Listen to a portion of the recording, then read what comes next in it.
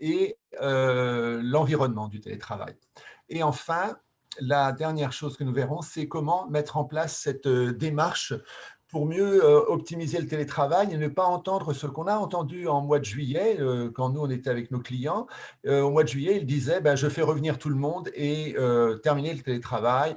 Ou d'un autre côté, le télétravail ne marche pas et on a tendance à transférer à celui qui télétravaille la charge de la désorganisation ou la charge de l'inefficacité. Alors que dans une entreprise, soyons très honnêtes, quand ça fonctionne mal à un endroit, ben, il y a quand même une responsabilité globale et pas uniquement sur celui qui dysfonctionne. Alors, si on continue, c'est dans l'air du temps le télétravail. Je ne vois pas ta présentation. Je ne sais pas si vous la voyez, mais moi, j'y ai pas accès. Vous n'y avez pas accès. Attendez, l'écran est Non, parfait. ouais, Tu la vois pas? Attends, 30 secondes, non, j'essaie. a priori, je ne suis pas la seule. Il y a dû avoir un. Ça a dû sauter. Ouais, Vous la voyez? Ah, voilà, c'est que cette fois-ci, je la vois. Vous la voyez, c'est parfait, très bien. OK, alors je sais ce qui s'est passé, c'est bon, c'est juste un petit bug et je suis désolé, nous reprenons tout de suite. Allez, donc c'est dans l'air du temps. Pourquoi? C'est dans l'air du temps parce qu'on a quand même 85% des salariés qui ont plébiscité le télétravail. Donc ça va être compliqué maintenant de dire aux salariés de ne pas continuer à télétravailler. Et personnellement, je pense que le télétravail ne peut pas se faire à temps plein. Il faut être raisonnable, il faut faire des temps de présence et des temps de distance, obligatoirement. La deuxième phrase, c'est que vous avez quand même 90% des salariés jeunes qui veulent télétravailler. C'est-à-dire que toutes les personnes que vous allez embaucher maintenant sont des gens qui voudront télétravailler. Ça, c'est indispensable. Et troisièmement, c'est les dirigeants. Un dernier sondage de la Sofres sur les dirigeants, on considère que le déficit en télétravail vient principalement de la formation et des bonnes pratiques. Alors, ça, c'est une bonne chose, c'est que maintenant les dirigeants se rendent compte que si le télétravail ne rend pas la productivité nécessaire et voulue, eh bien, c'est principalement parce que ce sont la formation qui n'est pas bonne, les pratiques qui ne sont pas mises en place et l'accompagnement des managers, parce que c'est quand même les managers qui sont les premiers en première ligne sur le télétravail. Alors, si nous continuons avec une image qui va valoir 1000 mots, c'est que si autrefois on avait une plume et une plume et une bougie pour écrire la nuit, ben maintenant avec un smartphone, vous faites tout. Donc ça a bien évolué. Si autrefois vous aviez des voitures, des hippomobiles, des voitures tirées par les chevaux, ben maintenant vous avez des voitures qui se pilotent toutes seules et qui sont autonomes. Et si autrefois on a dit que l'open space c'était la solution à tous les problèmes, en fait maintenant on s'en rend compte avec la crise sanitaire que l'open space n'est pas du tout la solution à tous les problèmes et que le télétravail est nécessaire. Donc en fait, ce qu'il faut bien comprendre, c'est que le télétravail au mois de mars pour la France était trop innovant pour lui faire confiance. Quand le télétravail est trop innovant, on ne fait pas confiance. Et quand on ne fait pas confiance, on refuse, normal. Alors que maintenant, on fait quand même un peu confiance au télétravail, donc on y va, c'est une bonne chose. Mais c'est vraiment été la même problématique que le lancement de l'électricité dans les années 1900 ou 1800 et quand la voiture est arrivée ou quand les chemins de fer sont arrivés, c'était la même problématique sociétale. Pour les gens, on ne prenait pas le chemin de fer parce que dans les tunnels, la vapeur et l'évacuation de la cheminée asphyxiaient les personnes dans les tunnels. Voilà, c'est pourquoi le chemin de fer a mis du temps à se développer. Et donc, il faut savoir que le télétravail, c'est pareil. C'est trop innovant pour faire confiance spontanément. Alors, le télétravail, c'est 3 piliers. Vous les connaissez tous, il n'y a pas de problème. On a une relation managériale et c'est la première et la plus importante, c'est la grosse boule bleue que vous voyez. Après, sur la boule grise, c'est les usages numériques et on va voir pourquoi c'est aussi important même si vous êtes tous là, experts en usage numérique et tout le monde sait maintenant se connecter sur une vidéo à distance, il faut savoir que tous les salariés ne sont pas aussi à l'aise que ça, tout le monde ne pratique pas ça et on ne peut pas les laisser un peu à la traîne, on va en parler. Et la troisième chose, c'est naturellement l'environnement du télétravail, puisque là, vous avez une responsabilité directe sur le contrôle que vous faites du télétravail quand la personne travaille à domicile. L'entreprise reste responsable du cadre du travail. Ça, c'est un vrai sujet. Alors, les bons usages numériques, c'est assez simple, hein. Il faut premièrement s'être sûr de soi là-dessus. Est-ce qu'on est débutant, on est familier, on est expérimenté ou on est expert? Et c'est de la responsabilité du patron et la responsabilité des managers de savoir à quel niveau leurs collègues et leurs équipes sont à ce niveau de qualité professionnelle et de compétences. Est-ce qu'ils sont vraiment familiers avec l'informatique, expérimentés avec le numérique, experts en digital? Et derrière ça, quand vous avez des gens qui sont juste familiers, c'est-à-dire qu'ils le pratiquent parce que c'est obligatoire, il faut savoir s'ils adhèrent ou s'ils l'évitent. Et c'est très important dans une entreprise qu'on fasse un bilan réel des personnes qui ont surtout plus de 50 ans. Je suis désolé d'être stigmatisant, mais c'est la vérité. Quand vous avez quelqu'un d'à 50 ans qui est peut-être en évitement de l'informatique et qui n'est pas familier vraiment et qui le fait parce qu'on l'a mis devant un écran et qui continue, eh bien, cette personne-là a encore 15 ans de travail à faire. Donc, si vous ne mettez pas à jour les compétences des personnes qui ont 50 ans maintenant, ils ont 15 ans de travail, vous ne pouvez pas les condamner à une certaine précarité dans les 10 ans s'ils quittent leur poste. Parce que dans 5 ou 6 ans, les entretiens d'embauche, naturellement, se feront sur une compétence aussi digitale et numérique. Donc ça, c'est prévoir le futur. Je t'écoute, Philippe. Oui, on parle de l'environnement du télétravail, et avant de parler même des skills, des Oui, compétences des usagers ou des employés télétravaillants, on a tout de suite une conséquence aussi sur le parc informatique, sur le matériel. C'est-à-dire qu'il bien faut, sûr.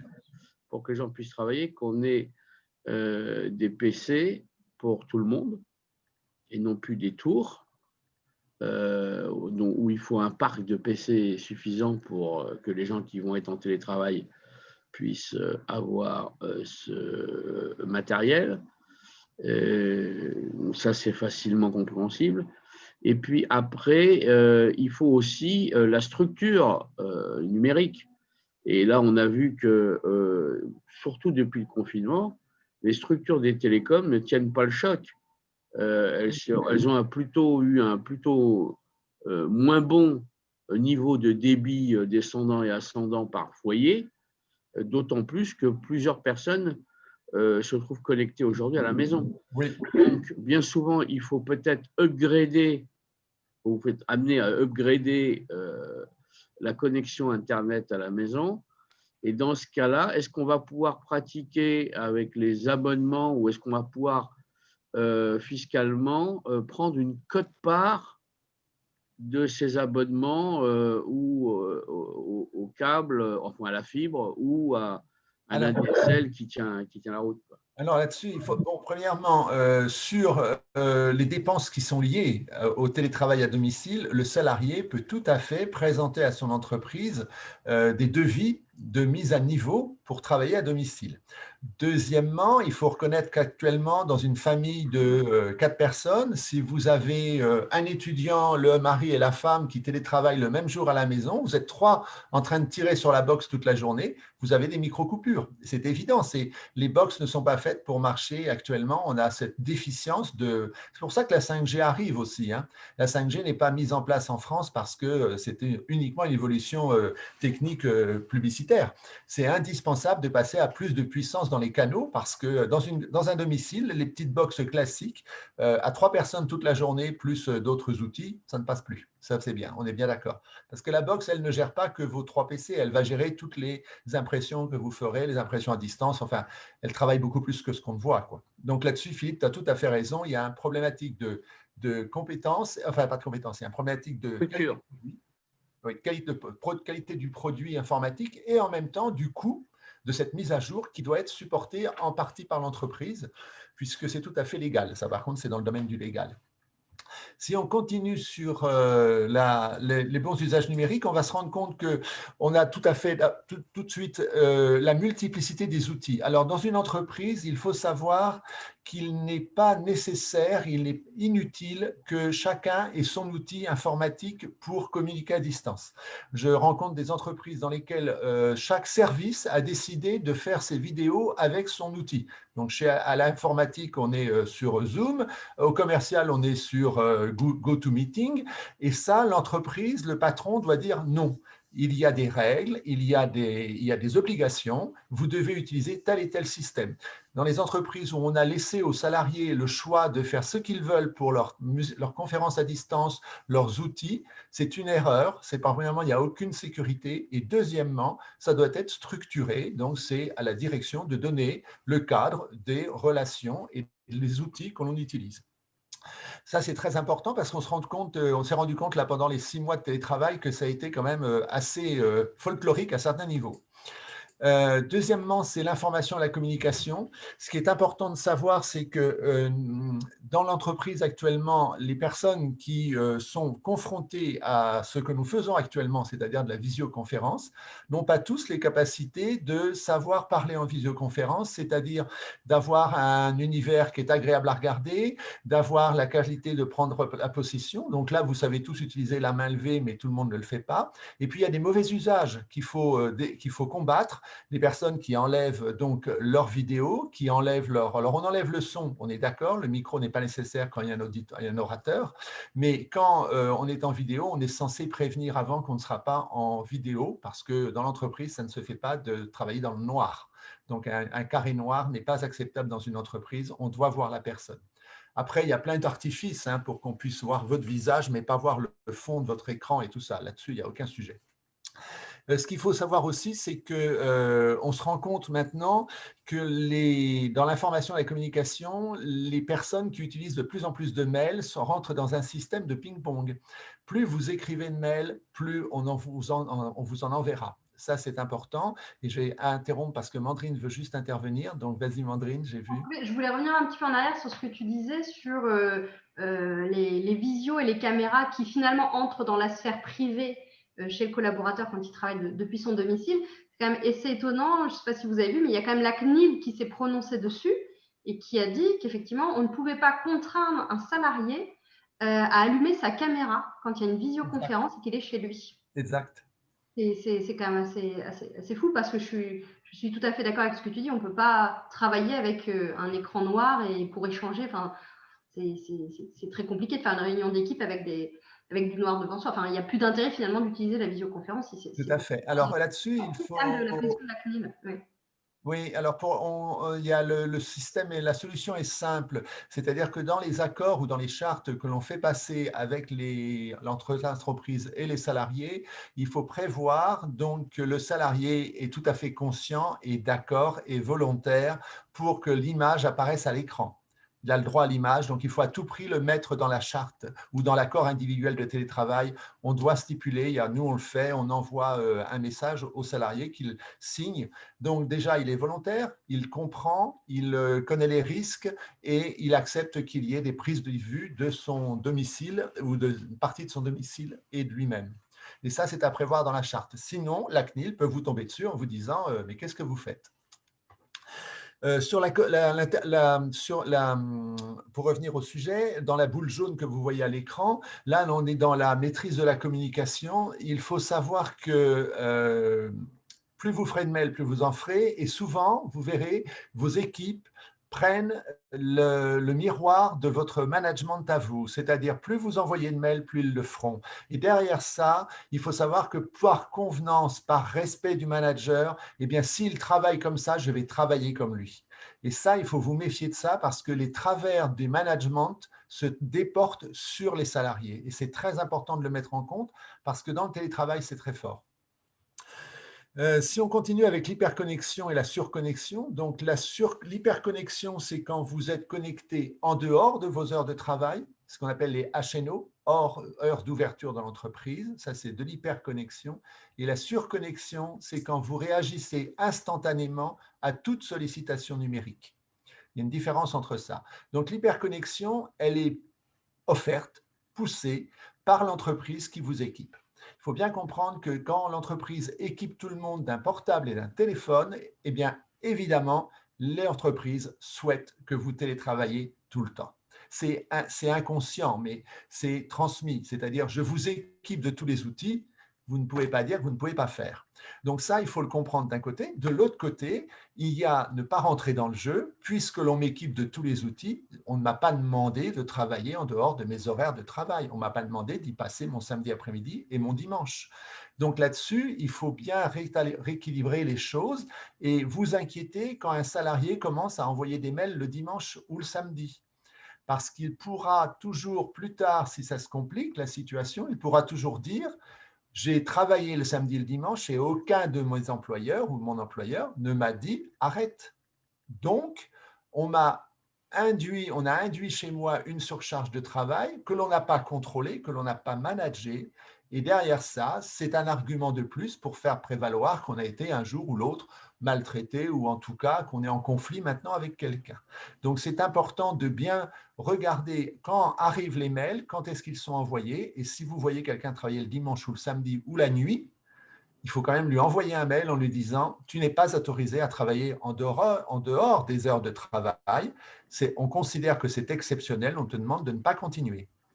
C'est important parce que ça va permettre de cadrer la personne, parce que vous pouvez avoir des jeunes qui, naturellement, vont travailler la nuit et dans la journée passer à autre chose. Mais ce n'est pas possible. Il faut cadrer les horaires de travail, surtout en télétravail. Donc ça, c'est très important. Alors, il y a Franck et Philippe qui veulent la parole. Allez, Franck, j'écoute. Allez. Eh ben, moi, je suis également juge prud'homal, hein, et je confirme ce que vous êtes en train de dire. On voit débarquer des dossiers ces derniers temps avec des gens qui s'envoient des mails à leur email perso le matin et le soir et qui tentent donc de se créer un système de pointage avec ça et qui viennent demander ensuite des heures supplémentaires au conseil de prud'homme en disant coucou, regardez bien, je commençais tous les jours à 7 heures du mat et je terminais à 22 heures. Enfin, je force un peu le trait. Donc, on me doit plusieurs années de salaire. Voilà. Bon. Alors, ça passe pas parce qu'entre les deux, qu'est-ce qu'ils ont fait, on ne sait pas. Mais il y a quand même ce type de comportement. Et dans des cadres, hein, moi je suis en section encadrement, ce sont des cadres en forfait jour qui nous font ces trucs-là, histoire d'essayer de se créer la preuve des heures sup. Voilà ce que je voulais dire. Voilà. Oui, tout à fait. Donc, c'est un point important. Alors, ça nous emmène que vous avez… Philippe avait aussi une intervention. C'était la même. La même, d'accord. C'est la même réaction de Franck. Ok. Donc, vous voyez bien que déjà, en résumé, vous devez, dans l'entreprise, maîtriser les logiciels qui circulent. Donc, vous devez aussi contrôler que les gens ne téléchargent pas, s'ils sont administrateurs de leur poste, qu'ils ne téléchargent pas n'importe quoi sur leur poste professionnel. Et il faut surtout lutter contre cette fragmentation numérique, c'est-à-dire on multiplie les usages numériques sur différents supports, différents logiciels, et à la fin, ça finit par perdre du temps. On perd du temps avec une fragmentation numérique dans l'entreprise. La clé de l'efficacité, c'est la communication, on est bien d'accord. Et puis, vous devez obligatoirement protéger vos salariés de l'hyperconnexion. C'est votre rôle, hein, et c'est l'obligation des dirigeants de protéger les salariés sur la surcharge psychologique qu'ils auraient à être hyperconnectés. Nous avançons maintenant vers la deuxième image qui est l'image de l'environnement propice. Alors, un environnement propice, c'est la question que je vous poserai. Est-ce que vous connaissez l'étendue de vos responsabilités en tant que dirigeant ou responsable d'entreprise par rapport au fait qu'un salarié en télétravail puisse être complètement protégé et être sûr dans son environnement? Alors, cette étendue des responsabilités, elle est très large. Pourquoi ? Parce que déjà, vous avez une obligation de moyens renforcés. C'est garder ça en tête, c'est cette obligation de moyens renforcés qui contraint l'entreprise à prouver qu'elle a mis en place tout un suivi, toute une documentation sur chaque salarié en télétravail qui garantisse que l'entreprise a mis en contrôle et en vérification que le lieu de télétravail, qu'il soit domicile ou ailleurs, est aussi sûr ou à peu près aussi sûr que l'entreprise et qu'en même temps, vous avez régulièrement réactualisé ces informations. Alors, sur la frontière entre la vie professionnelle et la vie personnelle, il n'y a pas de stress à avoir parce que vous pourriez dire oui, en fait, le télétravail rentre dans ma vie personnelle et c'est plus de la vie professionnelle quand je télétravaille avec mes gamins à côté de moi. En fait, c'est tout à fait question d'un mode de vie. Il faut repartir beaucoup plus haut sur le débat, et là-dessus, j'expliquais ça à nos clients. Repartez sur le débat du mode de vie. Si une personne a un mode de vie dans lequel son entourage est d'accord pour qu'elle télétravaille, son entourage est d'accord pour que le soir à 20h30, elle reprenne ses mails pendant 1 heure pour finir ses mails. Si la personne est dans un équilibre de vie normal, ce télétravail n'est pas une charge. Si par contre la personne télétravaille presque contrainte parce qu'elle le préfère pour des questions de transport, mais que son environnement de télétravail n'est pas confortable, à ce moment-là, il faut vraiment se poser la question. Donc tout est lié au mode de vie du salarié. Il y a des salariés qui s'accommodent du télétravail, d'autres qui ne s'en accommodent pas. Ça, c'est très important. Donc, c'est important que le mode de vie, je vais reprendre mes notes parce que là, je suis sans notes et à un moment, il faut que je reprenne mes notes. Voilà, c'est mieux. Excusez-moi pour l'interruption, mais au moins, je suis naturel. Cet espace de vie cette frontière qu'il y a entre la vie personnelle et la vie professionnelle est un faux débat à partir du moment où le salarié est conscient et heureux de la vie qu'il mène. Donc, en fait, ce mode de vie, il est uniquement intuitif personné. Et c'est au manager, là, il y a une responsabilité du manager de questionner son salarié sur comment il vit ce mode de travail, comment il l'a organisé, quelles sont les difficultés qu'il rencontre, quelles sont les satisfactions qu'il en retire et quels sont le regard que portent les autres sur ce qu'il fait dans sa vie personnelle. Ça, c'est très important. Donc, c'est pour ça, vous voyez, dans nos formations, on aborde le sujet sur le mode de vie ressenti et donc l'efficacité qu'on en tirera. Parce qu'il faut bien savoir que le télétravail n'est pas adapté pour tout le monde, et notamment quand un salarié vous dit « chez moi, c'est mon repère », et vous l'entendez parmi vos salariés qui, de temps en temps, fatigués au travail, vont vous dire « ah ben, chez moi, c'est ma bulle, chez moi, c'est mon repère, c'est ma tanière », on entend des mots très forts, « c'est ma tanière, je suis chez moi ». Eh bien, quelqu'un qui est comme ça, qui a un fort sens de l'intimité, quand vous lui dites d'allumer une caméra et que qu'on lui demande de dévoiler que derrière lui, il y a une bibliothèque, derrière lui, il y a des livres mal rangés, derrière lui, il y a, eh bien, vous entrez dans son intimité et vous le contrôlez. Non, non, Catherine, je ne dis pas ça pour vous. Vos livres sont très bien rangés derrière vous, il n'y a pas de problème. Mais je veux dire que voilà, il y a des salariés qui ont un sens très fort de l'intimité. Le télétravail avec les visioconférences, pour eux, c'est une intrusion. Il faut le savoir. Ils ne vont pas vous le dire, mais c'est vrai. C'est pareil pour le niveau de compétences informatiques. Vous avez des salariés qui sont juste à peine familiers avec l'informatique. Quand vous leur collez 3 visioconférences toute la journée, ces personnes-là ne sont pas à l'aise. Donc, ils ont une certaine technophobie. Cette technophobie n'est pas maîtrisée chez eux. Ils ne vont pas vous dire « je ne suis pas capable ». C'est hors de question d'annoncer à son patron « je ne suis pas capable ». Donc, ils vont accepter. Mais malheureusement, ça va les gêner. Vas-y, Mandrine. C'est vrai qu'en matière parce qu'on parle de responsabilité et d'obligation, l'employeur en matière de formation, une obligation de formation et d'adaptation au poste, là, tout le monde est dans la précipitation et par rapport au contexte exceptionnel et aux recommandations du gouvernement, a fait passer à toutes les personnes qui, au vu de leurs tâches professionnelles, peuvent passer en télétravail, mais pour autant, quand les choses vont s'installer dans le temps, il ne faut pas oublier effectivement que l'employeur a une obligation de formation, d'adaptation. Donc, au regard de ce que tu dis, c'est vrai qu'il y a lieu de former, comme tu l'as dit, aussi dans un premier temps les managers surtout, à tous ces réflexes qui ne sont pas innés et qui sont nouveaux pour beaucoup d'entreprises, d'avoir toute cette analyse et tout ce suivi des collaborateurs qui sont en télétravail. Tout à fait. Sur l'aspect technique aussi et informatique, on est pour moi dans la formation d'adaptation au poste. Hein. Tout à fait, Mandrine, c'est tout à fait ça. Alors, ce qu'il faut aussi savoir, c'est que vous avez, par exemple, quelqu'un qui n'est pas ponctuel à son travail. Mais s'il n'est pas ponctuel le matin pour arriver au boulot, ne comptez pas qu'il soit ponctuel pour télétravailler. C'est juste une aberration. Alors, il va vous le vendre. Obligatoirement, il va vous le vendre en vous disant « au télétravail, je n'ai pas de problème de transport, donc je suis ponctuel ». Mais non, la ponctualité, c'est intuitif personnel, c'est une construction psychologique de la personne. Quelqu'un qui n'est pas ponctuel pour arriver à 9h, ne pensez pas qu'il sera ponctuel pour taper sur son écran à 9h. Donc, c'est une aberration de le croire. Donc, la ponctualité est un fait, une qualité professionnelle nécessaire, mais quelqu'un qui n'est pas ponctuel spontanément ne le sera pas dans son télétravail. Donc, méfiez-vous de ces problématiques. Et puis après, vous aurez aussi des petits malins qui vous diront qu'il y a une équité à avoir. C'est-à-dire, au télétravail, au travail, j'ai un café qui est offert par la société et on m'offre voilà, certains avantages. Je ne les ai pas en télétravail. Comment vous compensez?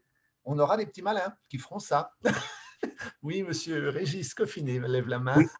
Alors là, vous parlez de ponctualité et c'est quelque chose que nous, on gère ici en termes de télétravail. Et moi, j'ai fait sauter la notion de ponctualité et de temps horaire et je l'ai remplacée par une notion d'objectif. Parfait, c'est très Puisque, bien. on on y est tous confrontés. Comment pointer effectivement la ponctualité? Je pointe, j'envoie mon premier mail, je mets une demi-heure à prendre mon petit déjeuner chez moi, ça ne change rien. On est d'accord. Alors, Donc, en télétravail, on ne gère pas l'horaire. On doit respecter un horaire de travail pour ne pas travailler la nuit, enfin bon, pour ne pas déraper. Mais en télétravail, ce n'est pas nécessaire de contrôler les horaires. Très important. Alors, c'est difficile pour un manager de dire à son patron au-dessus, de lui dire je ne sais pas quand est-ce qu'il travaille, je ne connais pas leurs horaires. Mais simplement, il faut changer son cadre de réflexion, c'est tout. Et c'est tout à fait entendable de ne pas connaître alors, l'horaire de travail. nous rencontrons un nouveau problème face à ça, c'est que comme il n'y a plus les horaires, il n'y a plus non plus le décompte des heures supplémentaires. Mais alors là, faut être assez directif par rapport à un salarié qui vous dirait attendez, j'ai fait les horaires supplémentaires en télétravail. Premièrement, je pense qu'il devrait quand même le signaler avant. Il doit quand même signaler qu'il dépasse ses horaires. C'est un petit mail, c'est rien du tout de dire j'ai pas fini mon travail, je fais des heures supplémentaires. Voilà, on peut déjà déclarer les choses à distance. Deuxièmement, on peut aussi demander la permission d'en faire. C'est aussi c'est une base. Et troisièmement, le temps de transport qu'il a gagné, il peut le passer en temps d'horaire supplémentaire si on veut l'accepter exceptionnellement, mais on ne peut pas rentrer dans un système d'heures supplémentaires en télétravail, sauf à ne pas qualifier la quantité de travail. Et là, c'est de la responsabilité du manager. On va en parler, de la responsabilité managériale, de la quantité de travail que l'on donne aux télétravailleurs. Okay. Nous, on a juste remplacé ça par le fait que nous avons interdit les heures supplémentaires. Ben voilà. Et je fais un point notamment avec mon équipe et je demande à chaque manager de le faire en disant très régulièrement la semaine, lors de l'entretien, demander si certaines personnes ont une charge de travail qui dépasse le temps normal. On s'arrange pour que ce soit fait de façon collective, de façon à ce que chacun puisse entendre le propos de l'autre et que ce ne soit pas uniquement une relation face-to-face avec le manager, puisque ça pourrait fausser l'interprétation. Et on sait aussi pertinemment, certaines personnes nous disent « Non, vous inquiétez pas, il y a des jours, je travaille 9-10 heures, mais bon, franchement, il y a d'autres journées, je ne fais pas mes heures. » Et on arrive à une forme d'équilibre souhaité. Alors, bon, moi, dans mon équipe, j'ai une population très féminine avec des enfants plutôt, je dirais, encore scolarisés. Donc, elles me disent clairement, ne changez rien, laissez-nous travailler à notre rythme. Mais j'interroge très régulièrement les gens pour savoir si ça tient toujours. Et j'évite de les appeler aux horaires où je sais qu'elles ont potentiellement des obligations, que ce soit école le matin, école le midi, repas le midi, école le soir. Mais je sais aussi qu'après 16h30, 17h, si j'ai un coup de fil à passer, je le passe et elles seront dispo. Par contre, c'est vrai qu'à 16h30, elles sont devant l'école. Et je l'ai accepté officiellement. Et pour l'instant, je dois dire que j'ai plus de mal à demander aux gens de revenir au travail que de leur demander de faire du télétravail. Voilà. Oui, en synthèse, il faut savoir une chose. Merci Régis. En synthèse, il faut savoir une chose. Les télétravailleurs qui apprécient le télétravail, ces télétravailleurs vont tout faire pour rester en télétravail et donc travailler correctement pour satisfaire l'entreprise, c'est-à-dire donner la contrepartie de l'avantage, tout simplement. Et ça marche très bien avec des gens sains. Mais par contre, ça n'empêche pas, même si on pense qu'on est avec des personnes saines, volontaires et compétentes, ça n'empêche pas de mettre des bornes et de prendre des contrôles. La confiance n'exclut pas le contrôle, on l'a déjà dit. Voilà. Je vais avancer un peu. Oui, vas-y Philippe, j'écoute. Simplement pour dire que tout ce qui est acceptable aujourd'hui, on est dans cet état de crise générale et de stupeur générale fonctionne. Comme vous l'avez dit, néanmoins, le télétravail s'impose maintenant pour le futur à jamais comme étant quelque chose qui va être une partie intégrante de beaucoup de contrats de travail, notamment pour les fonctions tertiaires. Mais c'est demain qu'on aura des problèmes. C'est-à-dire que Aujourd'hui, tout fonctionne bien, mais les effets pervers vont arriver plutôt demain ou après-demain, en 2022 ou en 2023. Et c'est pour ça qu'on a intérêt à avoir une réflexion sur le cadre, en général, Oui. du télétravail pour rester au maximum possible dans quelque chose qui soit extrêmement borné, notamment au regard du droit social, parce qu'autrement, Alors, on va avoir des catas.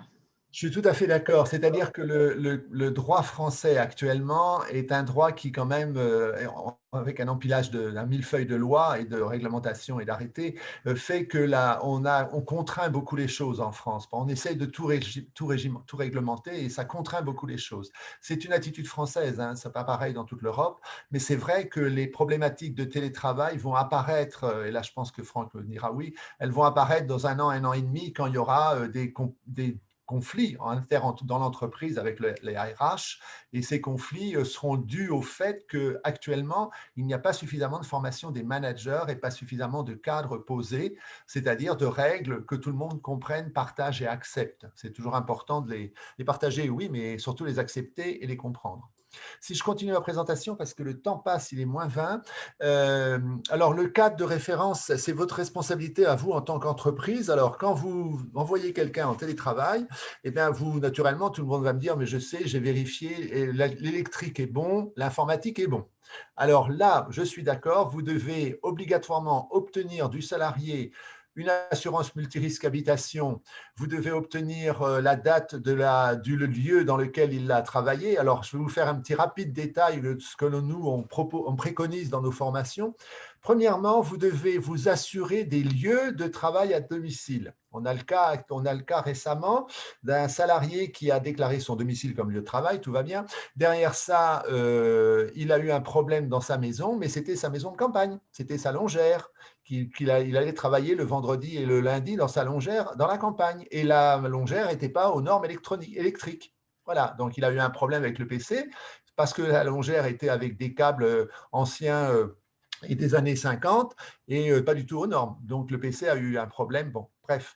En fait, vous devez obtenir de votre salarié les différents lieux de télétravail. C'est-à-dire que le salarié doit vous donner les adresses à laquelle il télétravaille et pas uniquement son domicile, parce que si le vendredi et le lundi, il va télétravailler chez sa fille, chez son fils pour garder les gamins en même temps ou télétravailler dans sa maison de campagne, eh bien ça, ce sont des lieux de télétravail que vous devez connaître. Donc, il doit vous déclarer tous les lieux de télétravail qu'il utilise. Déjà, et là. Deuxièmement, tous ces lieux doivent être conformes. Parce que même s'il utilise que sa maison de campagne que le vendredi ou le samedi ou le dimanche ou le lundi, est-ce qu'elle est conforme quand il travaille? Donc ça, c'est important. Mais c'est de la responsabilité du salarié. Et pour ça, il ne faut pas, parce que je vois vos regards inquiets, il ne faut pas que vous soyez inquiets par rapport à ça, parce que dans télétravail, il faut équilibrer la charge de responsabilité. Le salarié en a autant que vous. Il accepte de télétravailler à son domicile, c'est à lui de se mettre aussi en conformité. Alors, on y va pour la liste. Une fois que vous avez les lieux de télétravail, bien, vous avez naturellement les assurances, comme quoi le lieu est au moins assuré. Donc, une assurance multirisque habitation, obligatoire. Ça, c'est nécessaire. Après, une fois que vous avez ça, eh bien, il va vous prouver que son installation électrique et son information électronique est récente. Si elle n'est pas récente, il va falloir faire un diagnostic. Si j'habite dans une maison des années 50, des années 60, vous avez bien des chances que les plombs ne soient pas à jour, que le tableau de bord ne soit pas à jour. Donc, il y a des règles à respecter. Et là, vous pouvez faire venir un diagnostiqueur électricien. Cette charge, normalement, est payée par l'entreprise, mais c'est au salarié, s'il est honnête, de dire « je prends une part du diagnostic, je ne facture pas tout ». Le diagnostic est obligatoire dans les vieilles installations, selon l'âge de l'habitation. Après, vous avez une obligation sur le chauffage et la ventilation du lieu de travail. C'est la loi, malheureusement. Donc, il doit pouvoir vous prouver qu'il est chauffé et qu'il est dans des pièces ventilées. Et il doit aussi vous prouver qu'il a un détecteur incendie qui fonctionne. Eh bien oui. Eh bien, vous n'y avez pas pensé, mais si. Vous voyez, Isabelle, je vois que vous opinez, mais de la tête, mais oui. Alors, le détecteur, alors c'est sûr qu'on va mettre le détecteur en plus. Il a bien des détecteurs de fumée obligatoires pour l'incendie dans l'entreprise ou dans le domicile. Mais ce détecteur de fumée, il y a 3 règles à respecter. Est-ce qu'il est testé régulièrement? D'ailleurs, autour de la table, on est une douzaine. Depuis combien de temps avez-vous testé vos détecteurs de fumée chez vous? Ne répondez pas. vous ne seriez peut-être pas tout à fait à jour. Donc, détecteur de fumée, il faut marquer, donc tester. Derrière ça, le détecteur de fumée, est-ce qu'on est sûr qu'il va fonctionner? Donc, est-ce qu'on a la date à laquelle il a été acheté, depuis combien de temps les piles ont été changées? Au minimum 2 fois par an, on doit tester son détecteur de fumée. Et derrière ça, l'entreprise peut fournir aux salariés une bombe de test de détecteur de fumée. Ça existe.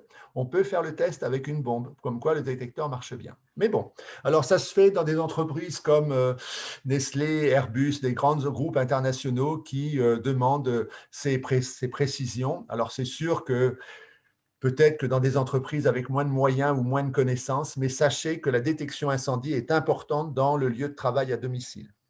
Après, vous avez la santé. C'est-à-dire que vous ne pouvez pas laisser votre salarié travailler chez lui sans qu'il ait une trousse de premier secours comme à l'entreprise. Donc, vous devez lui demander s'il y a une trousse de premier secours chez lui et de savoir si les dates de péremption sont bonnes ou pas.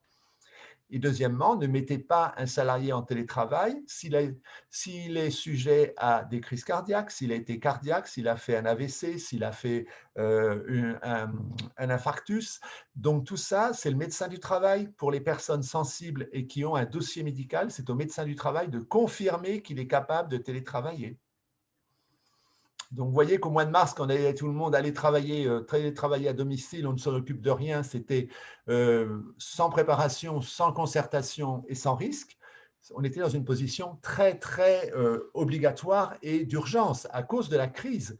Mais maintenant, je peux vous dire que la directe ou la médecine du travail ne va pas vous dire à cause de la crise, vous n'avez pas eu le temps de vous mettre en règle. Donc, regardez dans les visite médicale de la visite médicale du travail, si tout le monde est apte, s'il n'y a aucune restriction, parce qu'un diabétique peut avoir un coma diabétique. Alors, dans l'entreprise, quelqu'un qui a un problème de santé pendant les heures de travail, mais tout de suite, tout le monde réagit. C'est aucun problème. Vous avez votre collègue qui tombe par terre, vous réagissez, évidemment. Le collègue, il tombe par terre chez lui tout seul, qu'est-ce qui se passe? L'entreprise est responsable pour certains aspects. Après, vous avez la circulation dans le lieu de télétravail. C'est-à-dire un exemple clair qu'on a eu récemment, c'est-à-dire un jeune qui travaille alors il est télétravail, il est ingénieur, il est intelligent, il n'y a pas de problème, tout ça va bien. Il travaille dans un 2 pièces et dans ce 2 pièces, son lieu de travail est justement dans une mezzanine avec une petite échelle de meunier pour monter à la mezzanine, travailler sur son bureau. Ben, il est tombé. En descendant de l'échelle, il est tombé, il s'est foulé la cheville, il a fait un accident du travail, tout simple. Et l'entreprise a contesté. Malheureusement, l'entreprise n'a pas pu contester très longtemps puisque quand la santé et la directe sont venus dans le dossier, ils ont dit l'entreprise n'a pas pris les mesures du lieu et des circulations dans le lieu de télétravail. Donc, c'est l'entreprise qui est responsable de tout. Et oui, vous devez vérifier que les lieux de télétravail sont conformes. Donc, vous avez la santé, vous avez la circulation, vous avez aussi après l'identification des personnes qu'il faut prévenir en cas d'urgence. Il est 3 heures de l'après-midi, la personne a un malaise après son repas à son lieu de télétravail, elle se relève de son malaise, si elle n'appelle pas les pompiers, comment vous êtes prévenu qu'il s'est passé quelque chose? Vous avez à gérer ça aussi. Donc, c'est pour ça que nous, quand on intervient, on aide l'entreprise à mettre tout ça en place parce que c'était quand même lourd pour un responsable des ressources humaines dans une entreprise de penser à tous ces aspects, de formaliser tous ces aspects parce qu'il y a une formalisation juridique des choses. Et c'est pour ça qu'on intervient et qu'on les aide à avancer sur ces problématiques de mise en conformité pour éviter que l'entreprise un jour ait un problème. Voilà, alors après, tout ça, ça s'actualise régulièrement et puis encore plein d'autres choses auxquelles il faut penser, mais comme le temps passe, on va accélérer un peu. Donc, vous avez une responsabilité si vous ne prenez pas au moins la santé, la sécurité, l'incendie dans les lieux de télétravail et les lieux de télétravail, surtout les différents lieux. Voilà, donc vous avez une obligation partagée. Je le rappelle et je le redis, c'est important. Il est aussi de la responsabilité du salarié de faciliter le travail de l'entreprise et donc du dirigeant en apportant toutes les preuves lui-même. Ce n'est pas une charge uniquement à la RH de collecter toutes ces informations. C'est une démarche spontanée du salarié d'aller vers l'entreprise en disant « je veux télétravailler et voilà, je dois fournir tout ça, je vous le fournis ».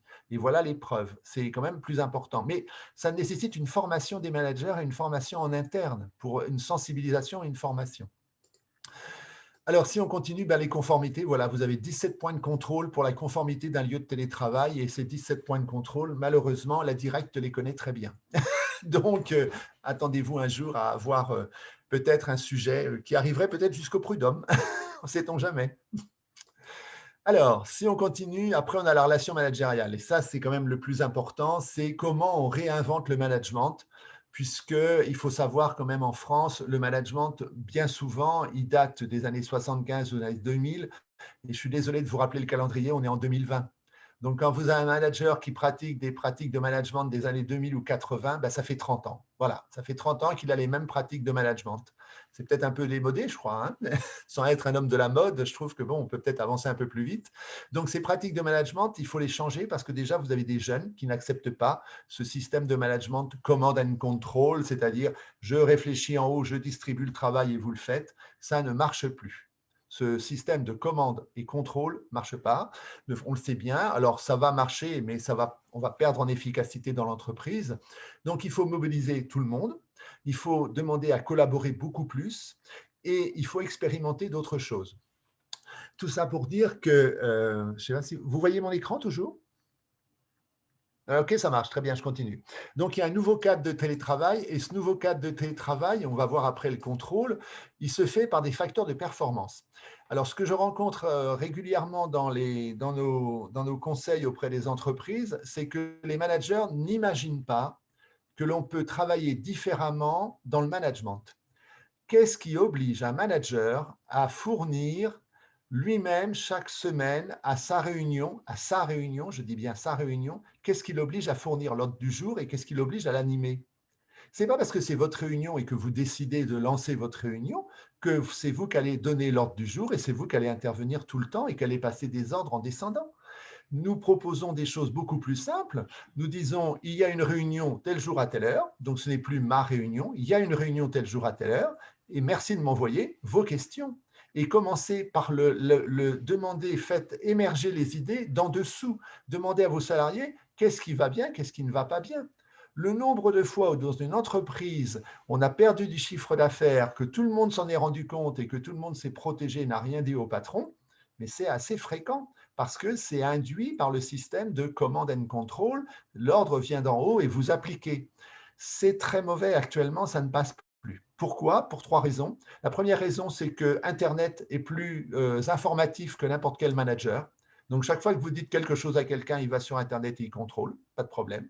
Deuxièmement, les réseaux sociaux vous permettent de mettre en balance, c'est-à-dire en question tout ce que dit un manager. Vous dites, vous avez un réseau social, votre manager vous dit c'est comme ça, vous pouvez très bien parler à tout le monde en disant, au fait, on me dit de faire comme ça dans mon entreprise, qu'est-ce que vous en pensez? Et vous allez avoir 50 personnes qui vont vous répondre. Donc, les réseaux sociaux, Internet, l'information, tout ça fait que le rôle du manager change. Il n'est plus détenteur du savoir, il n'est plus détenteur du pouvoir. Il va falloir qu'il partage tout ça. Ça, c'est très important. Alors, les facteurs de performance principaux, eh bien, en fait, c'est assez simple. Le facteur de performance, c'est le partage, déjà. Et deuxièmement, c'est aussi une façon d'officialiser complètement différemment les rôles des personnes. C'est-à-dire qu'un salarié doit, lui, contribuer beaucoup plus, apporter beaucoup plus d'informations, avoir beaucoup plus un rôle de proposition. Il faut l'aider à ça. S'il n'est pas formé, il faut l'aider. Mais il y a des outils pour déclencher chez les salariés plus de propositions, plus d'intérêt, plus d'informations.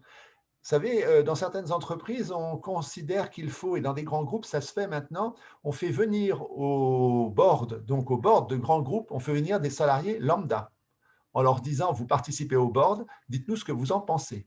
Et c'est une très bonne chose, parce que si de temps en temps, vous appeliez votre salarié dans votre bureau en disant j'ai envie de faire ci, ça, et voilà, je suis le patron, c'est moi qui décide de faire ci et ça, votre salarié vous direz peut-être quels sont les écueils que vous pouvez rencontrer.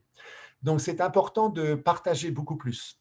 Ce que je veux dire aussi, c'est qu'il y a un intérêt maintenant à connaître les cultures et les valeurs de chacun. C'est important que la société transmette aux salariés la culture de l'entreprise. Quand on est dirigeant d'une entreprise, eh bien, on donne, on donne de sa personne et on donne une certaine image de l'entreprise selon ses besoins, ses envies. Quand on est dirigeant, on représente l'entreprise. On a des valeurs, il faut les transmettre. Et ces valeurs, elles vont former directement la façon dont va travailler l'entreprise. C'est la culture de l'entreprise qui est fondée sur des valeurs et qui va déclencher le mode de fonctionnement dans l'entreprise. Ça, c'est très important de le prendre en compte, surtout que les jeunes, ils sont très sensibles. Une fois qu'on a fait tout ça, il faut savoir qu'il faut contrôler. Alors, le contrôle va être quand même très différent parce qu'on ne pourra plus contrôler en présentiel uniquement 2 jours ou 3 jours par semaine tout ce qui s'est passé dans la semaine. Et de toute façon, ça ne passe plus dans la tête des personnes de se faire contrôler comme à l'école. Donc, il faut d'abord travailler sur 3 axes. Il y a ce qu'on est libre de faire, ce qui est co-construit ensemble et ce qui est prescrit. Il y a 3 axes de travail. Le manager doit, dans la semaine, dire les prescriptions, c'est-à-dire « je veux », et ça, c'est son rôle, ça, c'est obligatoire. Vous devez le faire, c'est obligatoire. Après, il y a ce qui est co-construit. Nous allons ensemble aller vers ceci, donc tel projet, tel développement, telle recherche, tel aboutissement. Ça, c'est du co-construit entre les équipes. Et après, vous avez ce qui est libre. C'est donc, il y a trois axes de travail dans une entreprise maintenant. Ce que nous prescrivons, c'est-à-dire, par exemple, remplir des dossiers et les envoyer aux impôts, ça, c'est du prescrit. Avant telle date, c'est parti. Ça, c'est du prescrit. Ce qui est co-construit, on va développer tel produit, on va développer tel service, on recherche telle entreprise, c'est du développement, c'est de la création. Ça, c'est du co-construit. Et après, il y a ce qui est libre. Et dans cette partie libre, actuellement, c'est la partie la plus en jachère, c'est-à-dire que les salariés ne sont pas encore formés à exprimer ce qu'ils voudraient pour leur entreprise. Et ça, c'est encore ce qui est en jachère. C'est dommage, mais c'est comme ça. Alors, une fois qu'on a avancé sur le contrôle, maintenant, le contrôle ne va pas se faire de la même façon qu'autrefois. C'est-à-dire qu'on ne pourra plus contrôler les horaires, on l'a dit, merci Régis. On ne va plus pouvoir contrôler ce qu'ils font au moment T. C'était pratique avant, hein, parce qu'on était dans son bureau, on sortait, on passait le couloir, on faisait tout le couloir et on contrôlait rapidement d'un coup d'œil où en était chacun. Et en plus, en passant dans les couloirs, vous regardez la tête des personnes, et là, je peux vous dire, puisque je vous ai en face de moi, je peux vous dire ceux qui sont heureux, ceux qui sont interrogatifs, ceux qui sont étonnés. Voilà, ça se voit tout de suite au visage où vous en êtes dans l'entretien. Donc, pareil, quand on travaille, je passe devant son bureau, oh là là, c'est pas le moment, ou je passe devant son bureau, tiens, pourquoi il rigole? Voilà, mais ça, on ne l'a plus. En télétravail, vous le perdez à 50%. Vous allez le perdre à 60% ou 30%. Mais c'est énorme déjà, hein. Donc, le contrôle va se faire complètement différemment. On travaille par objectif. Ce qui est très difficile pour un manager, puisqu'il faut que le manager donne la quantité de travail et l'objectif par avance avec les temps de travail. Ça oblige le manager à parler avec son salarié pour savoir combien de temps prend le travail, parce que tout le monde ne sait pas combien de temps prend le travail. Ça oblige le manager à connaître beaucoup plus la charge de travail et ça oblige le manager à anticiper beaucoup plus. Tous les managers qui n'anticipent pas sont des personnes, sont des managers qui vont être en difficulté pour faire tourner des équipes en télétravail. Il faut anticiper. Et deuxièmement, on peut, comme tout travail, arriver et dire « je suis désolé, c'est pour ce soir ». Ça, c'était naturel quand on passait dans le couloir et qu'on disait « tiens, c'est une urgence, il faut le faire ». Mais ça doit rester de l'exceptionnel. Voilà, si vous avez un manager qui vous donne le travail au goutte à goutte 3 fois par jour en disant toujours que c'est urgent, mais on arrête, les urgences, c'est uniquement à l'hôpital et encore pour les Covid. Vous voyez, donc il faut arrêter avec les mots qui n'ont pas de sens, qui sont creux, qui vous donnent de la valeur ou qui donnent de l'importance, mais ce sont des mots creux dans une entreprise. Si c'est urgent, c'est qu'on ne l'a pas prévu quand même, à 80% du temps. Voilà, donc c'est des problématiques d'anticipation. Ça veut dire aussi qu'il faut piloter l'entreprise, piloter l'activité, il faut harmoniser les méthodes. Parce que maintenant, en télétravail, quand vous ne voyez pas les personnes, il faut que les personnes aient des méthodes de travail qui sont harmonisées entre chacune. C'est qu'on ne puisse pas avoir des gens qui travaillent beaucoup plus sur l'informatique, d'autres qui disent « je fais tout dans Excel », qui pour moi n'est presque plus de l'informatique. Voilà, il y a des choses qui sont très différentes. Et puis, il va falloir gérer les conflits et gérer les distanciations. C'est-à-dire que vous avez des personnes qui vont ne plus adhérer à l'entreprise, parce qu'ils ne seront pas suffisamment suivis. Il y a des personnes qui vont se sentir perdues. Il y a des personnes qui vont vouloir revenir à l'entreprise et qui vont dire « le télétravail ne me convient pas ». Donc là, c'est important, vous pouvez le faire revenir à l'entreprise, mais attention au déséquilibre entre des services qui seront tous en travail, des services qui seront tous en télétravail. Ce sont des vrais déséquilibres dans une entreprise. Et ça, c'est des choses à prendre en compte. Donc, il faut redéfinir les rôles de chacun. Il y a un vrai boulot pour les managers. Je vous assure qu'ils ont du travail. C'est eux qui ont le plus de travail. Parce qu'il faut qu'ils se mettent à niveau. Alors, après le contrôle, si on avance, parce qu'il est déjà 10 heures, donc là c'est bon, nous arrivons à la fin. Donc il y a une liberté de faire ce que l'on veut, mais on a l'obligation de respecter le prescrit et de co-construire, et on a des droits, le manager a toujours des droits de contrôler, c'est clair, mais de façon différente. Et en tout cas, de demander, plutôt que de demander à contrôler, demander qu'on vous reporte beaucoup plus. C'est une chose très simple, ce n'est pas la peine d'aller chercher le contrôle, c'est de dire à vos équipes, j'ai besoin de vos informations, donnez-moi des informations régulièrement. Et vous inversez la charge du travail, c'est-à-dire c'est à l'équipe de vous apporter régulièrement ce qu'il fait. Et à titre personnel, juste un exemple, à titre personnel, j'ai été pendant des années en télétravail avec un patron que je ne voyais une fois tous les 6 mois. Ça me manquait beaucoup. Hein. Pour moi, c'était un vrai problème de voir mon patron une fois tous les 6 mois. Mais bon, mais je l'approvisionnais tout le temps, tout le temps, tout le temps. Il était toujours approvisionné de ce qui se passait dans ma filiale. Il n'y a pas de problème. Il avait toutes les infos qu'il voulait. Mais le problème, moi, j'avais le souci qu'après, j'étais vraiment très autonome et électron libre de la société, mais ça rapportait de l'argent, tout allait bien. Mais si vous voulez, à la fin, la charge est sur le salarié, la charge est sur celui qui qui donne de l'information tout le temps. Mais ça décharge le manager, hein, c'est une décharge, plutôt que de chercher à contrôler. Et deuxièmement, le salarié doit évoluer et pouvoir vous dire là où il est malheureux, où il n'avance pas. Un salarié doit avoir la capacité de vous dire j'ai des difficultés. Le nombre de salariés qui sont seuls chez eux, ils n'osent pas dire à leur patron par peur de représailles, de critiques, de dévalorisation, par peur, ils n'osent pas dire les difficultés qu'ils ont.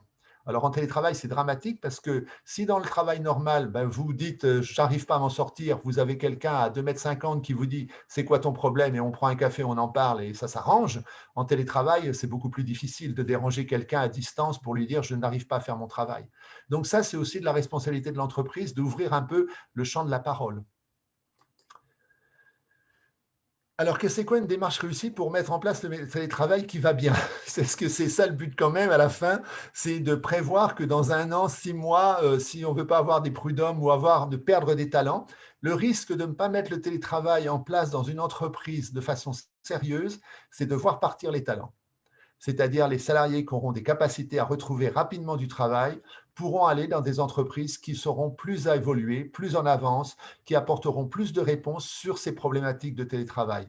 Et finalement, vous aurez, on l'a vu, vous aurez dans des entreprises certains salariés qui ne bougent pas, mais qui ne produisent peu. Et ce n'est pas ce qu'on vous demande. À titre d'exemple, on a un cabinet d'experts comptables de la région qui a rapatrié tous ses experts comptables au mois de juillet en disant « Stop le télétravail, on n'en parle plus, j'en veux plus, ça ne marche pas ». C'est sa décision. Il a perdu 3 personnes en 6 mois. Oui, même pas 6 mois. Il a perdu 3 de ses salariés. Et il m'a dit « J'ai perdu les 3 meilleurs ».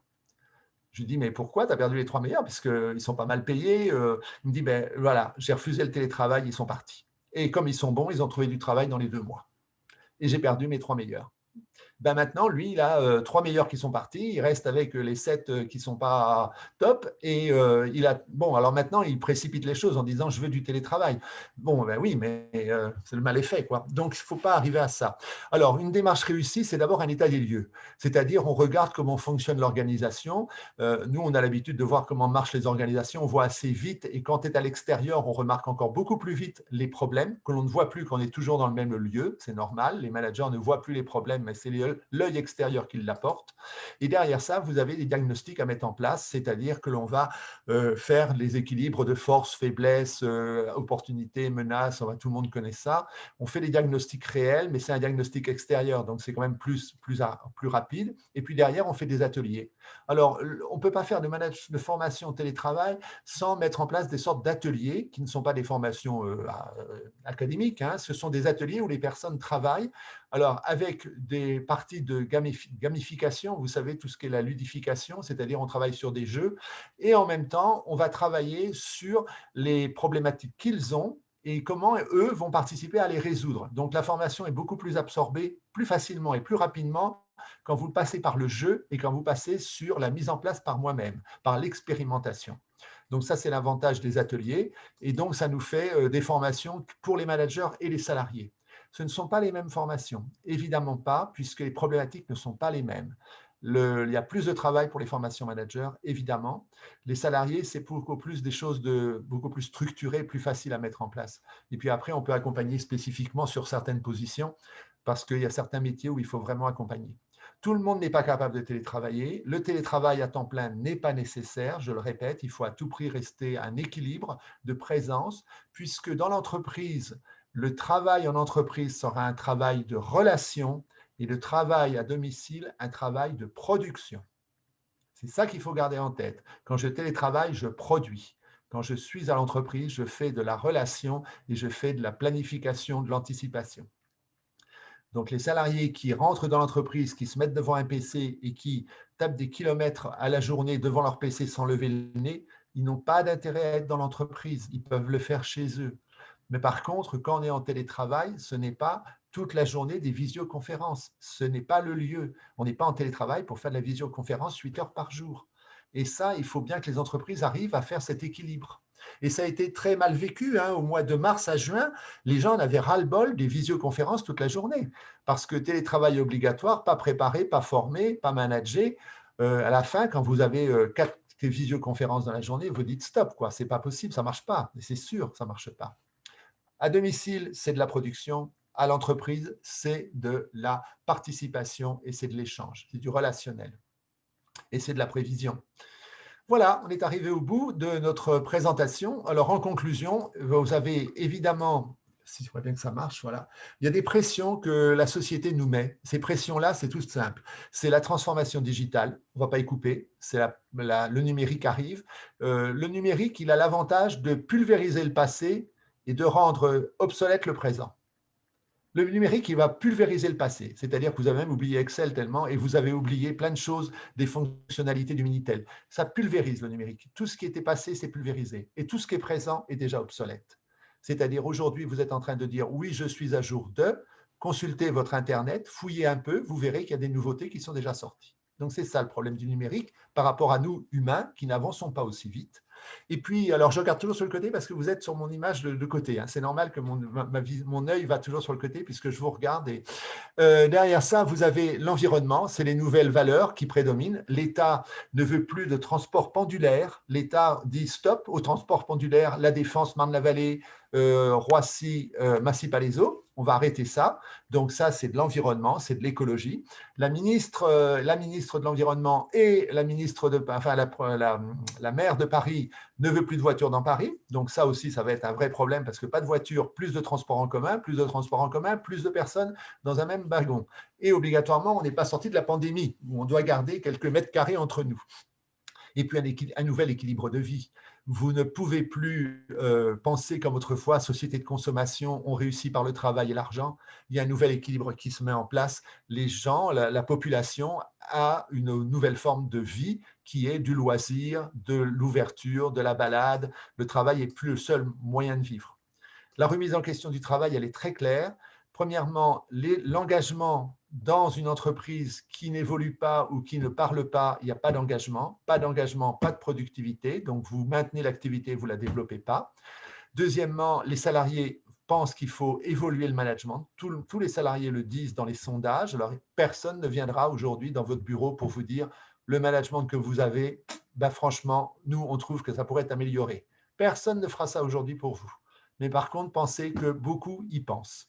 Et derrière ça, il y a des synergies collectives. Les salariés actuellement ont tellement d'informations sur Internet, ils ont tellement de contacts avec les réseaux sociaux, pourquoi ne pas utiliser leurs compétences et leur savoir pour dynamiser votre entreprise et votre activité et leurs compétences? Il faut utiliser tout ça, c'est une masse d'informations qu'il y a. Et donc, il faut partager le réel, donc analyser le réel et le partager. Derrière ça, vous réorganiser, parce qu'il faut réorganiser pour maintenir ou développer. C'est très important, parce que sinon, on ne maintiendra pas le chiffre d'affaires, on ne développera pas le chiffre d'affaires si on ne se réorganise pas. Et derrière ça, il faut certainement accompagner les managers, parce que si vous n'accompagnez pas vos forces vives, eh bien, les managers auront des difficultés à suivre, surtout s'ils ne sont pas curieux. Déjà, s'ils ne sont pas curieux du télétravail, s'ils ne sont pas informés, parce qu'il ne suffit pas d'être curieux. Je vous assure que pour les lois sur la conformité d'un lieu de domicile, ce n'est pas de la curiosité, c'est vraiment là du savoir-faire professionnel, c'est de la compétence. Donc voilà, s'ils n'ont pas les compétences, s'ils ne sont pas curieux, vous allez avoir des écueils. Voilà, je suis arrivé au bout de ma Merci, présentation. merci beaucoup, tu as respecté le timing, superbe. C'est ça, merci. Merci pour ta présentation très dynamique. Je pense que tous, on peut voir qu'on a encore beaucoup d'axes de travail en termes d'amélioration des pratiques au sein des entreprises. C'est vrai qu'il y a un virage, il y a un vrai virage dans l'organisation du travail qui a été précipité par le contexte. Là où je te rejoins, ça va s'inscrire dans le temps et ça va vraiment être quelque chose de demandé de la part des collaborateurs qui trouvent un très bon équilibre aussi.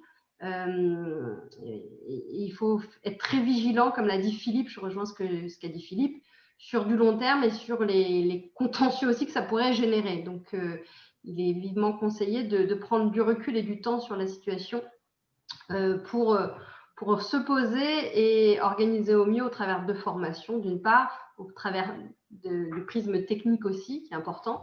Encore beaucoup de travail pour toutes les entreprises. Bien entendu, on communiquera la présentation que Philippe a réalisée, donc vous pourrez en prendre connaissance individuellement. Et puis Philippe est à votre disposition s'il y a d'autres interrogations, d'autres questions. Vous retrouverez ces coordonnées sur le site internet de l'ASSEM. Et pour les personnes qui ne sont pas adhérentes, nous pouvons bien entendu les communiquer. Philippe, est-ce que tu peux retirer ton écran de partage, s'il te plaît? Bien sûr. Moi, il y a quand même un truc, je me dis qu'on a beaucoup parlé des managers à former, mais tu as dit aussi que les salariés, ils n'étaient pas… parce que c'est bien toujours de signaler que les managers n'ont pas toujours une culture managériale à jour, on va dire, parce que c'est beaucoup plus exigeant d'être un manager d'aujourd'hui qu'un manager d'hier. Hein. Donc, c'est aussi… c'est plus exigeant individuellement pour la personne. Mais ça veut dire aussi qu'il faut monter le niveau d'exigence au niveau des salariés, de ceux qui sont managés, puisque ça leur demande de prendre la parole, de s'exprimer, tu parles d'initiative, etc. La partie libre, c'est des initiatives de leur part.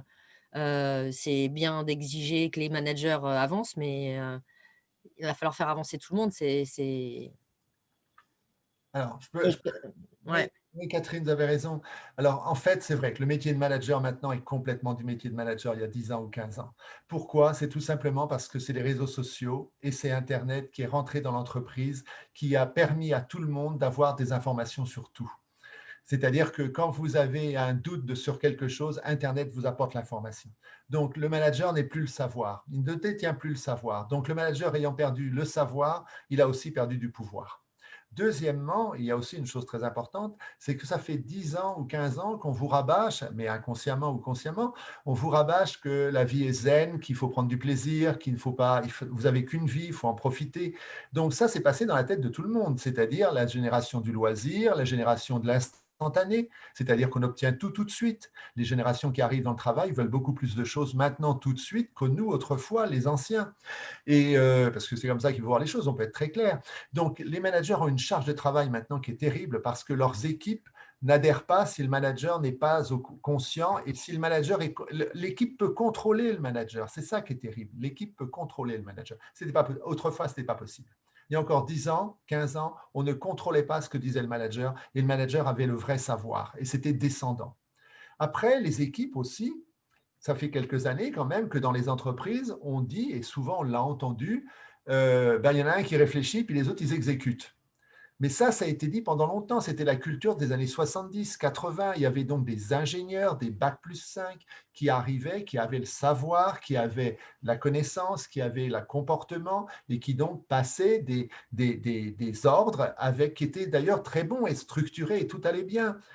Mais malheureusement, les Bac+5, il y en a autant que vous voulez maintenant. Tous les étudiants, il y en a beaucoup de personnes arrivent avec beaucoup de diplômes et on ne leur donne pas des positions qui sont satisfaisantes tout de suite. Donc, il y a ces déséquilibres qui se sont mis dans la société au niveau du travail et de l'entreprise. Il y a aussi le fait qu'un salarié, maintenant, il s'exprime sur les réseaux sociaux. Alors, pourquoi je ne m'exprime pas dans l'entreprise ? Quand je rencontre en formation un salarié qui me dit « mais j'ose pas parler », je vais sur Facebook et je regarde où il en est. Et bien, quand il parle pendant 1 heure sur Facebook, il est quand même capable de s'exprimer quand même. Donc, je ne vois pas pourquoi pour l'entreprise, il ne s'exprimerait pas. Donc, on peut aussi dire aux salariés de faire des efforts et c'est normal. Un salarié qui s'exprime sur Facebook, il va quand même en public donner des informations à la terre entière s'il veut. Et pourquoi pour l'entreprise, il n'a pas d'idée? Pourquoi il se tait à l'entreprise? Qu'est-ce qui l'empêche de parler? C'est la position du manager, c'est le désintérêt qu'il a, c'est des craintes, des peurs, enfin tout ça, ça se clarifie, mais en tout cas, nous, dans le conseil l'entreprise, on arrive à lever ces craintes et ces peurs qui sont bloquantes, évidemment. Mais le rôle du manager est beaucoup plus dur maintenant parce qu'il est mis en balance, il faut dire le mot, le manager est mis en balance, le patron veut plus de productivité et les salariés sont plus hésitants à suivre quelqu'un qu'ils ne reconnaissent pas. Donc, il faut être reconnu et ce n'est pas évident.